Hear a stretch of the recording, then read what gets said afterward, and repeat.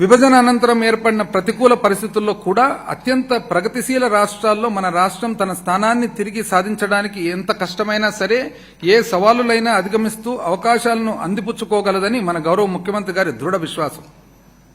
వినూత్న పరిపాలన ఆవిష్కరణలు. రాష్ట్ర విభజన తరువాత జటిలమైన విభజన సమస్యలతో మరియు నష్టాలతో ఇబ్బంది పడుతున్నప్పటికీ ఉన్నత ఆశయాలతో మరియు నూతన శక్తితో రాష్ట్రాన్ని పునర్నిర్మించుకోవడానికి మా ప్రభుత్వం శాయశక్తులా ప్రయత్నిస్తోంది. మన రాష్ట్ర సమస్యలను అధిగమించాలంటే పాత మరియు మూస పద్ధతుల్లో కాకుండా ఒక సరికొత్త విధానంతో మాత్రమే అభివృద్ధిని సాధించగలమని గౌరవ ముఖ్యమంత్రి గారు తాను చేసిన సుదీర్ఘ పాదయాత్ర అనుభవంతో తెలుసుకున్నారు. దీనికి అనుగుణంగా అనేక మార్గ నిర్దేశక కార్యక్రమాలతో మా ప్రభుత్వం గత 5 సంవత్సరాలుగా ప్రజల జీవితాల్లో వెలుగు నింపుతుంది. మా ప్రభుత్వం ప్రవేశపెట్టిన నవరత్నాలు, మేనిఫెస్టోలోని ఇతర పథకాలు మరియు అమలు చేస్తున్న వివిధ వినూత్న కార్యక్రమాలు సుస్థిర అభివృద్ధి లక్ష్యాలను అనుగుణంగా ఉన్నాయి. ఈ కార్యక్రమాలు మెరుగైన ఫలితాలను అందించడం వలన ప్రపంచవ్యాప్త మేధావులచే కూడా ప్రశంసలు అందుకుంటున్నాయి.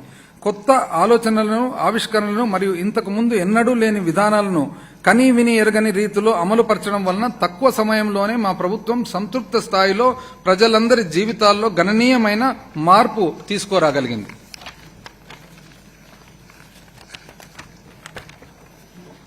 ప్రముఖ ఆర్థికవేత్త జేఎం కీన్స్ మాటల అధ్యక్ష, అగైన్ జాన్ మెనార్డ్ కీన్స్ అధ్యక్ష, ఒక గొప్ప ఆర్థికవేత్త మరియు తత్వవేత్త. తాను మొట్టమొదటిసారిగా ప్రపంచానికి మ్యాక్రో ఎకనామిక్స్ అనే పదము ప్రపంచానికి తెలియజేశాడు అధ్యక్ష. స్థూల అర్థశాస్త్రం 20వ శతాబ్దంలో దాదాపు అందరిపై కూడా ఎక్కువ తనకున్న ఇన్ఫ్లుయెన్స్ అనేది చాటి చూపగలిగినారు అధ్యక్ష. గ్రేట్ డిప్రెషన్ అధ్యక్ష, ఏదైతే గొప్ప ఆర్థిక మాంద్యం 1930లో ప్రపంచంలో వచ్చిందో అప్పుడు ఒక కొత్త థియరీ స్టార్ట్ చేసి తాను ఒక గొప్ప పుస్తకము రచించినాడు అధ్యక్ష. The general theory of employment, interest and money, published in the year 1936. 1936లో అధ్యక్ష the general theory of employment, interest and money అని ఒక పుస్తకం రచించినాడు అధ్యక్ష.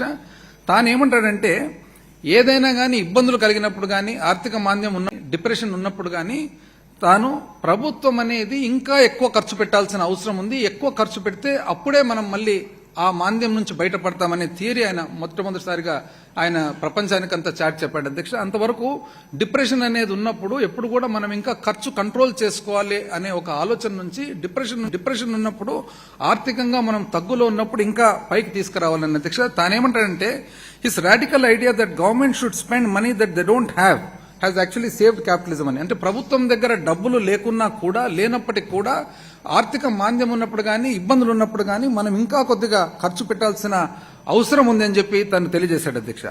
ప్రభుత్వానికి ముఖ్యమైన బాధ్యత ఏమంటే తన మాటల అధ్యక్ష, ప్రభుత్వానికి ముఖ్యమైన బాధ్యత ఏమిటంటే ఇతరులు ఇప్పటికే చేస్తున్న పనులు చేయడము లేదా అవే పనులు కొంచెం మెరుగ్గా లేదా అధ్వానంగా చేయడం కాదు, కానీ ఇప్పటి వరకు అసలు ఎవ్వరూ చేయని పనులు చేయడం. ఐ రిపీట్ అధ్యక్ష, ఇప్పటి వరకు అసలు ఎవరు చేయని పనులు చేయడం. ఈరోజు మనం గర్వంగా చెప్పొచ్చు అధ్యక్ష, మన ప్రభుత్వం కానీ గౌరవ ముఖ్యమంత్రి గారు కానీ తీసుకున్న నిర్ణయాలు ఏవైతే ఉన్నాయో, పరిపాలన ఏదైతే ఇచ్చామో ఇప్పటి వరకు ఎవ్వరు కూడా చేయలేదని చెప్పి ఈరోజు గర్వంగా మనం చెప్పొచ్చు అధ్యక్ష. మా ప్రభుత్వం యొక్క కొన్ని ముఖ్యమైన వినూత్న కార్యక్రమాల ప్రభావం మరియు వాటి సత్ఫలితాలను గౌరవ సభకు తెలియజేస్తున్నాను అధ్యక్ష. మన విధానాలు అధ్యక్ష 7 భాగాలుగా మనం దాన్ని విభజించవచ్చు అధ్యక్ష.